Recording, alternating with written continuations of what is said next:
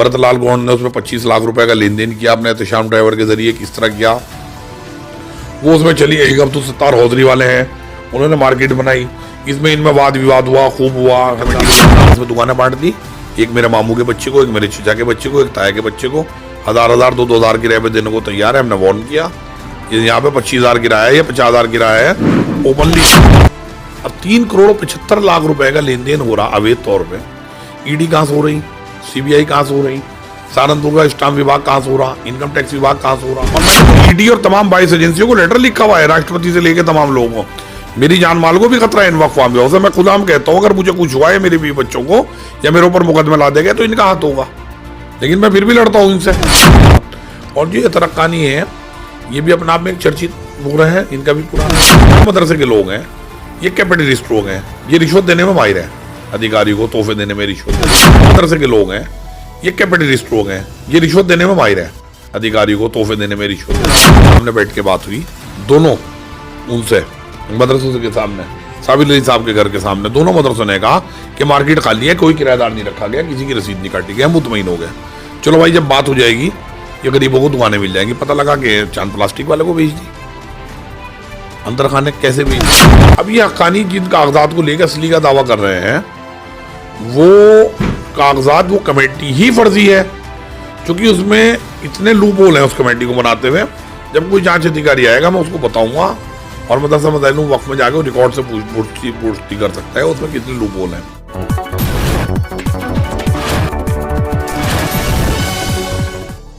नमस्कार, एक बार फिर एनपीटीवी के विशेष कार्यक्रम मुद्दे की बात रवीश के साथ में आपका स्वागत है।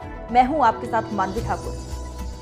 आज का मुद्दा है वक्फ बोर्ड में हो रही संपत्ति की लूट। मजाहिर उलूम से जुड़े चर्चित मौलाना असद हक्कानी एक बार फिर चर्चाओं में है और मामला है वक्फ बोर्ड की करोड़ों रुपए की जमीन, जिसे लेकर आरोप भी लगने शुरू हो गए हैं।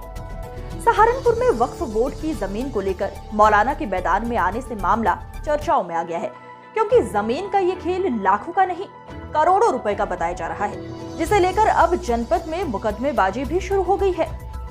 नगर कोतवाली में दर्ज किए गए मुकदमे में मजाहिर उलूम से जुड़े मौलाना असद हक्कानी को मुल्जिम बनाया गया था, जिसके बाद अब एक मुकदमा कोतवाली मंडी में दर्ज हुआ है, जिसे मौलाना असद हक्कानी द्वारा लिखवाया गया है। इसी को लेकर चर्चाएं हो रही है। वक्फ बोर्ड की संपत्ति को बचाने की मुहिम में लगातार हैदर रऊफ लगे हुए इन्होंने इस मामले को लेकर कई सवाल खड़े किए हैं। एनपीटीवी के विशेष कार्यक्रम मुद्दे की बात रवीश के साथ में हैदर रऊफ ने बड़ी बेबाकी के साथ अपनी बात रखी और कहा उन्हें और उनके परिवार को इन वक्फ माफिया से जान का खतरा भी है, इसके बावजूद वो कौम की लड़ाई लड़ रहे हैं। चर्चित मौलाना असद हक्कानी को लेकर उन्होंने बड़ी बात बोलते हुए कहा कि जिन कागजों के बल पर वो अपने को कमेटी का जिम्मेदार बताते हुए लोगों पर मुकदमा दर्ज करा रहे हैं, उनकी वो कमेटी भी फर्जी है और कागज भी नकली है। नमस्कार, आप देख रहे हैं एनपीटीवी उत्तराखंड उत्तर प्रदेश का विशेष कार्यक्रम मुद्दे की बात रवीश के साथ, और मैं हूं आपका होस्ट रवीश अहमद। आज हम जिस शख्सियत के पास अपनी टीम के साथ पहुंचे हैं उन्हें पूरा जनपद जानता है कि वो वक्फ बोर्ड के लिए काफ़ी संघर्ष करते हैं, वक्फ बोर्ड की ज़मीनों के लिए, वक्फ बोर्ड की प्रॉपर्टी के लिए। और अभी हाल फिलहाल में मुद्दे की बात यही है कि फ़िलहाल सहारनपुर में एक प्रॉपर्टी को लेकर वक्फ की, बल्कि ये कहें कि वक्फ की लगभग सभी प्रॉपर्टीज़ पे कुछ ना कुछ विवाद चल रहा है। तो आइए स्वागत करते हैं हैदर रऊफ साहब का। हैदर रऊफ साहब, आपका स्वागत है। शुक्रिया आपका चैनल का और आपका कि आपने मुझ जैसे एक साधारण आदमी को ढूंढ के यहाँ तक मेरे घर तक पहुंचे इंटरव्यू लेने के लिए। इसके लिए आपका और आपके चैनल का बहुत बहुत शुक्रिया। सीधा सवाल पहला यही है हैदर रऊफ साहब कि फ़िलहाल जो अभी एक हाल फिलहाल में नगर कोतवाली में मुकदमा दर्ज हुआ था मौलाना असद हक्कानी के नाम से, और उनके कुछ साथी थे, एक वक्फ प्रॉपर्टी है जामा मस्जिद के सामने, उससे मुताल्लिक था। अभी फिर उसके क्रॉस में एक मुकदमा दर्ज हुआ है। ये आखिर प्रकरण क्या है, क्या मामला है ये ऐसे? देखिए, सबसे पहले आपको समझना पड़ेगा कि वक्फ अल्लाह क्या चीज़ है।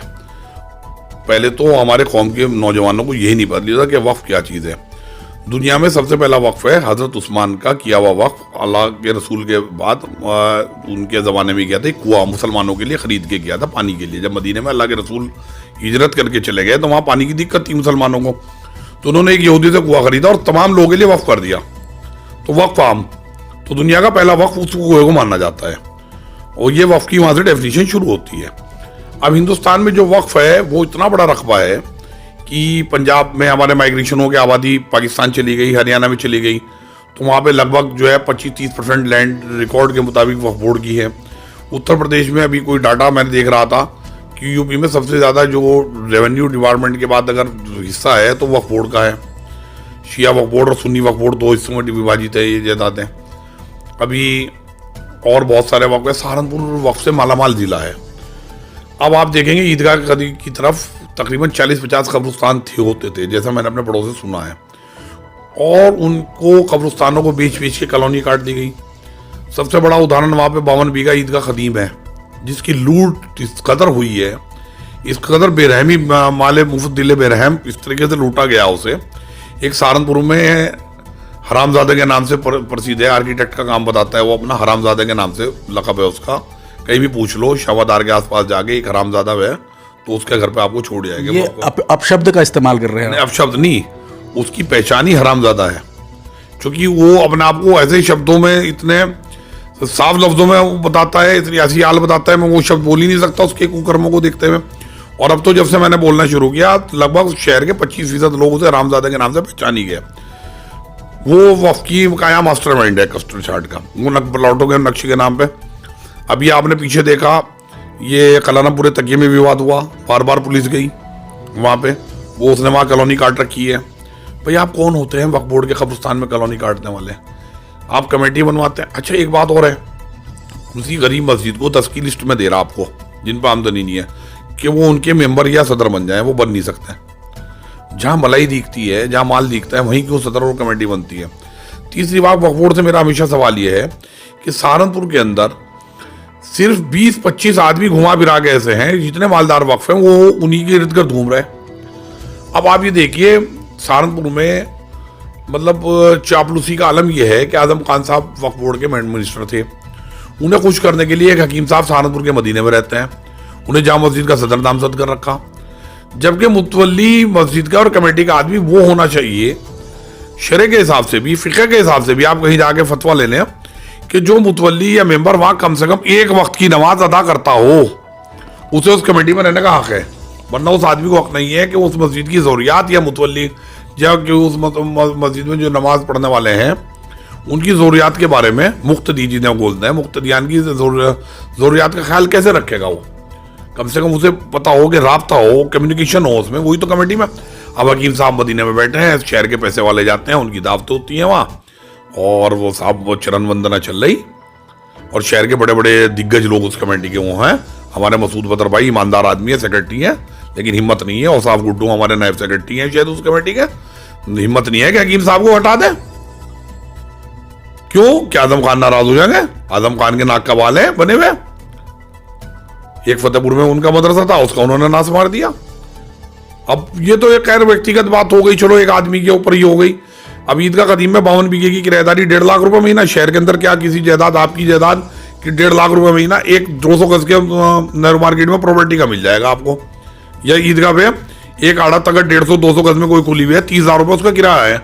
वहाँ 52 बीघे का किराया आप 1.5 लाख रुपए वसूल कर रहे हैं मंथली। 11 महीने के किराएदारे पे कच्ची वो निर्माण, अस्थायी निर्माण का आपने किरायानामा दे रखा, 4 मंजिल की बिल्डिंग ठुक गई वहां पे, मुतवल्ली की बगान मर्जी के ठुक गई वहां पे। तो ये लूट है, सहारनपुर में लूट हुई है वक्फ की।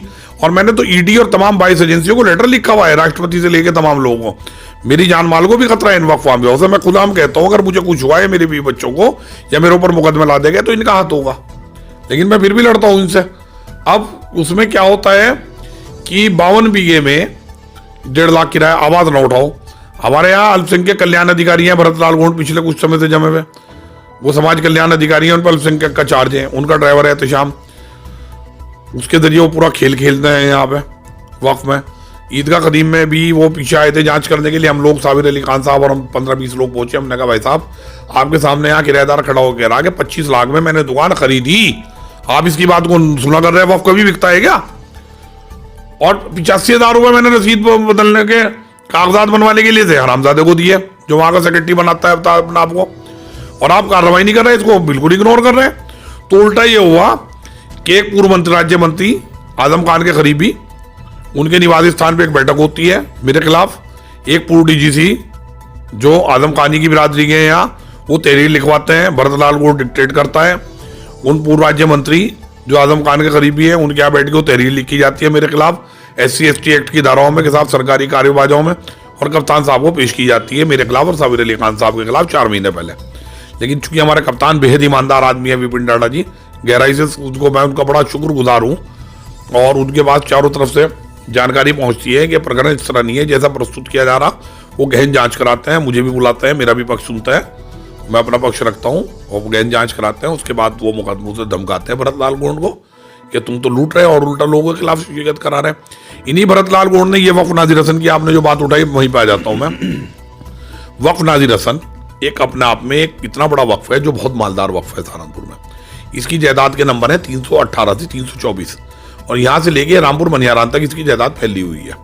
देहरादून में भी कुछ जायदाद इसकी बताते हैं, लेकिन मैं उसकी पुष्टि नहीं अभी कर सकता, उसकी जानकारी मैं मंगा रहा हूँ। अब उसमें क्या होता है, मौलवी नाजिर हसन कौन थे? मौलवी नाजिर हसन साहब एक ऐतिहासिक हस्ती हुई है सहारनपुर की। 1900 के आसपास ये जस्टिस महमूद इलाहाबाद कोर्ट में चीफ जस्टिस हुआ करते थे। जस्टिस महमूद थे सर सैयद अली खान साहब के बेटे। जस्टिस महमूद जब वहाँ रिटायर्ड हुए उनके पेशकार होते थे। ये वहाँ से उनके रिटायर्ड होने के बाद वकालत की डिग्री लेके सहारनपुर आए। यहाँ बहुत बड़ी वकालत चली उनकी, बड़ा पैसा कमाया, बड़ी बेशुमार जायदाद कमाई उन्होंने। और उनका एक लड़का था जिस महमूद नहीं महमूद क्या नाम है, नाम शायद गलत भी हो सकता है। काफी लंबी आपने जानकारी दे दी। बिहार रियासत में मैं बता रहा, भोपाल रियासत का, एक मिनट, बड़ी अहम जानकारी है। वो गुजर गया, उन्होंने दिल बरश्ता होके वो सारी जायदाद वक्फ कर दी, और उसी टाइम से इसमें विवाद शुरू हो गया।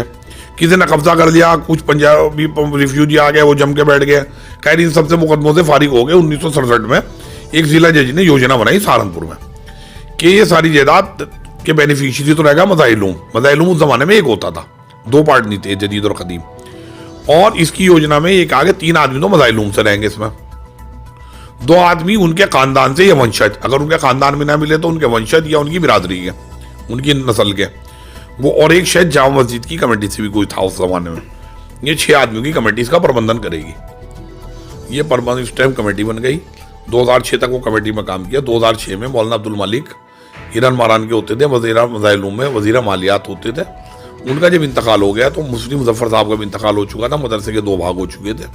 उनकी जगह पे मौलवी मोहम्मद सईदी आए। उन्होंने वक्फ बोर्ड को इन्फॉर्म किया कि अब इस वक्फ का इंतजाम करना मुश्किल हो जाएगा, आखिरी सदस्य जो हैं वो भी गुजर गए, और लिहाजा नई कमेटी इसमें तश्कील की जाए। वक्फ बोर्ड ने उस ज़माने में मौलाना अब्दुल्ला मुगीसी साहब, जो इस टाइम पर्सनल लॉ बोर्ड के भी वो हैं, मुस्लिम वाइस प्रेसिडेंट शायद, और बड़े बुजुर्ग आदमी है अजराड़े में, उनकी सदारत में मौलाना रियाज साहब सेक्रेटरी थे। कमेटी बनाई, 3 साल तक शायद वो कमेटी कंटिन्यू रही। दारे जदीद वाले मौलाना शाहिदुल हसन तस्फी साहब ने उस कमेटी पर एतराज़ डाला 3 साल तक। वो एतराज़ उनका खारिज होता रहा और 3 साल वो कमेटी काम करती रही।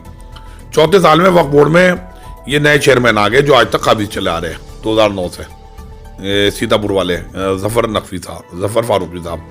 इन्होंने क्या गणित घुमाया क्या नहीं घुमाया, उनके इस्तरात को करते उन्हीं की कमेटी बना दी, जबकि वो कमेटी बिल्कुल खिलाफ कानून बनी हुई। उसके खिलाफ मौलाना मोहम्मद सईदी के वाले मदरसे ने एतराज़ डाला हुआ। वक्फ बोर्ड के वक्फ ट्रिब्यूनल में उस पर सुनवाई नहीं होने देते, वो प्रभावशाली लोग हैं। अब उसमें कमेटी में फर्जीवाड़ा करके बनाई गई। ये सारी फर्जी कागजों पे बनी हुई कमेटी है, जिसके तरक्कानी आज कुल मिला के वो असली होने का दावा कर, यानी ये कमेटी ही फर्जी है, कमेटी ही फर्जी है, मैं इसे साबित कर सकता हूं। चलिए अगर कोई जांच पहली बात मेरे तक आए, पहली बात तो मैं इसे फर्जी साबित कर सकता हूं। पहली बात तो ये कि आपने एक शब्द का इस्तेमाल किया, एनपीटीवी उसका समर्थन नहीं करता है। दूसरी बात ये है कि मेरा सवाल ये है कि आपने बता दिया अभी कि वो कमेटी ही फर्जी है, तो कमेटी फर्जी है तो क्या इसे लेकर के भी आपने कोई अपनी तरफ से कोई पहल, क्योंकि उनमें तो मुकदमेबाजी स्टार्ट हो गई है। देखिए, मेरी कानूनी हैसियत कुछ नहीं है, मैं तो एक मुहब्बान मज़ाइलूम हूँ, मुहब्बान वक्फ हूँ, मोहब्बत है वक्फ से। मेरे बड़ों ने वक्फ को बड़ी बड़ी जायदादें अतिया की हैं।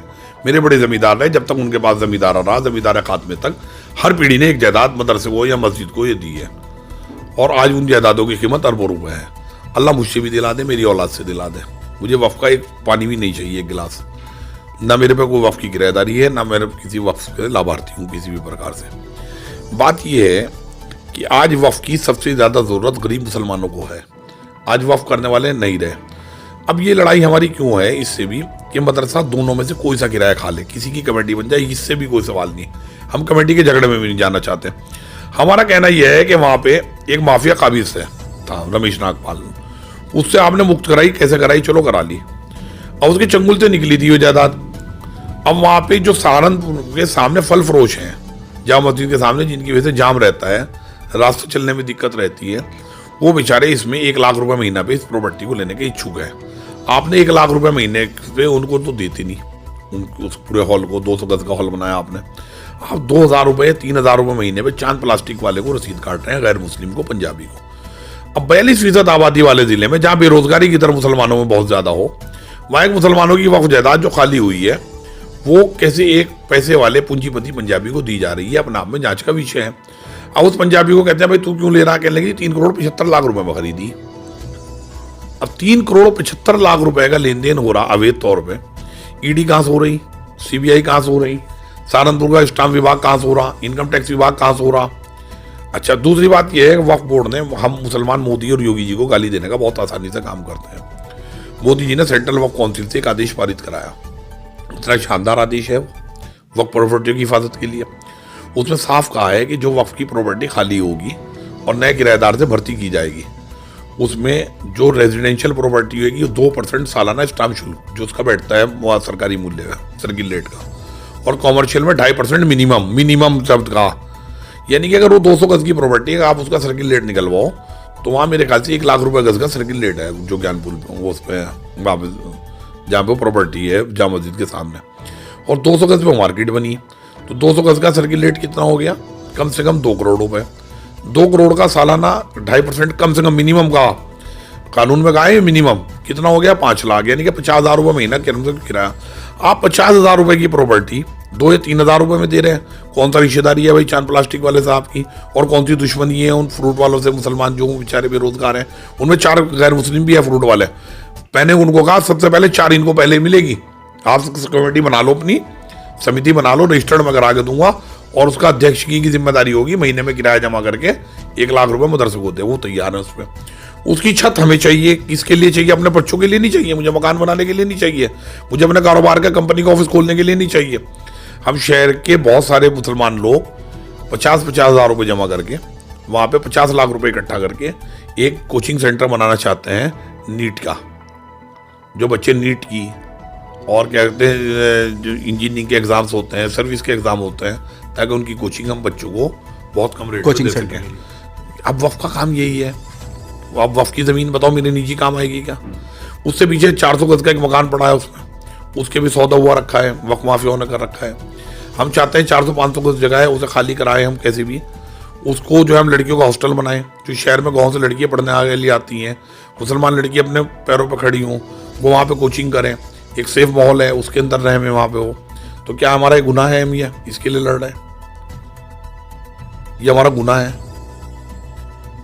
तो अभी आपके ऊपर भी आप बता रहे थे कि मुकदमे लगे हुए हैं। कई बार कोशिश कर चुके हैं, वो तो ये अधिकारी अच्छे बैठे हैं, जो नहीं हुआ। तो इसमें क्या लगता है अभी जो जैसे इनमें मुकदमेबाजी स्टार्ट हो गई है, जो फिलहाल सबसे ज्यादा गरमाया हुआ मुद्दा है, देखिए जो नगर कोतवाली में मुकदमा दर्ज हुआ, ये 3-3.5 साल पुराना प्रकरण है। कमेटी ये इन्हीं की थी, दार जदीद वालों की। असद खान उस टाइम मेंबर था, सेक्रेटरी नहीं था। इस कमेटी के सदर चले आ रहे थे मौलाना हबीबुल्लाह मदनी, हम बेटे में जिनका मदरसा है, मौलाना अरशद बंदी साहब के साहबजादे। अब उनसे जब भी बात हुई उन्होंने कहा मुझे कुछ नहीं पता, मौली शाहिद जाने थे जो गुजर गए, मदरसा मज़ाहिल के सेक्रेटरी अमीन। जब भी MP हाजी फजल रहमान साहब ने भी उन्हें फ़ोन किया कि भाई ये सारा में हंगामा मचा हुआ है, आओ इसको समझो और समझाओ मैं बैठ के कि क्या सही हो रहा क्या गलत है, तो उन्होंने साफ आने से इनकार कर दिया। अब मदरसा मज़ाहिल से हाजी फजल रहमान के सामने बैठ के बात हुई, दोनों उनसे मदरसों के सामने, साबिर अली साहब के घर के सामने, दोनों मदरसों ने कहा कि मार्केट खाली है, कोई किराएदार नहीं रखा गया, किसी की रसीद नहीं काटी गई, हम मुतमईन हो गए। चलो भाई जब बात हो जाएगी ये गरीबों को दुकानें मिल जाएंगी, पता लगा कि चांद प्लास्टिक वाले को भेज दी, अंदर खाने कैसे भेज दी। अच्छा, सेंट्रल वक्फ काउंसिल के आदेश में लिखा हुआ है साफ कि किसी भी वक्फ प्रॉपर्टी को किराए पे देने से पहले स्थानीय 2 अखबारों में विज्ञापन जारी करेंगे। विज्ञापन कहीं नहीं हमने तो देखा।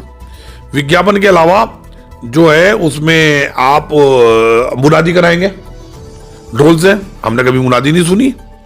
तब आप उस प्रॉपर्टी को किराए पे चढ़ाएंगे, हाईएस्ट जो आपके पास रेट आएगा उसके ऊपर। जैसे आप बता रहे हैं लगभग काफ़ी प्रॉपर्टीज़ ऐसी हैं वक्फ की जिन पे कुछ ना कुछ गड़बड़ी चलती ही रहती है। हाँ, और है तो एक 2-3 निर्माण इस चक्कर में भी रुक गए। जब हम बोले एक जगह है यहाँ पे हिरन मारान, उसके बराबर मस्जिद की जगह है, वो खाली पड़ी है।